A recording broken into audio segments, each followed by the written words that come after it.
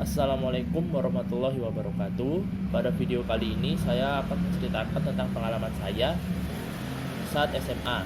Jadi pengalaman saya itu tentang ketika saya mengikuti lomba cerdas cermat agama yang mewakili kelas saya di sekolah. Saat itu saya mengikuti pada tahun ketiga saya di SMA bersama dengan kedua teman saya. Nah, saat cerdas cermat agama itu kan materinya banyak tuh Pak. Nah, akhirnya untuk memudahkan kita belajar, jadi kita membaginya menjadi tiga tiga bagian. Ada bagian umum, bagian eh, Asmaul Husna, dan yang terakhir itu tentang Al-Quran. Nah, teman saya yang pertama ini mendapatkan bagian Asmaul Husna. Yang kedua ini dia karena memang seorang hafizah, maksud saya dia, maka saya tugaskan untuk mengambil bagian yang Al-Quran. Nah, jadi saat itu ketika sudah hari H, babak pengisihannya kita mulai dengan ujian tertulis. Ujian tertulis kita awali dengan alhamdulillah lancar.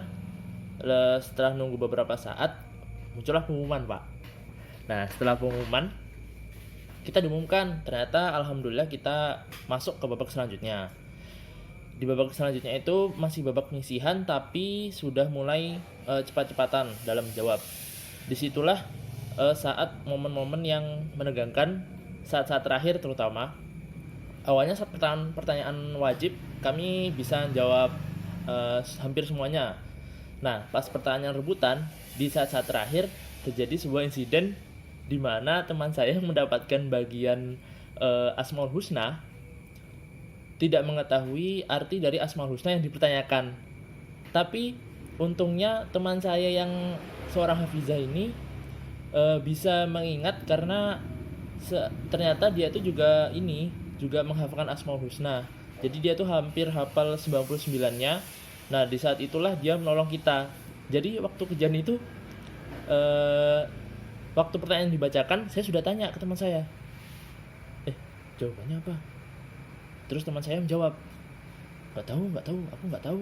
Tiba-tiba teman, jadi karena kita berdua tidak tahu, akhirnya kita berdua tidak angkat, tidak, maksud saya tidak memencet bel, tapi datanglah penyelamat dari teman saya yang saya tugaskan untuk menghafalkan ayat-ayat Al-Quran.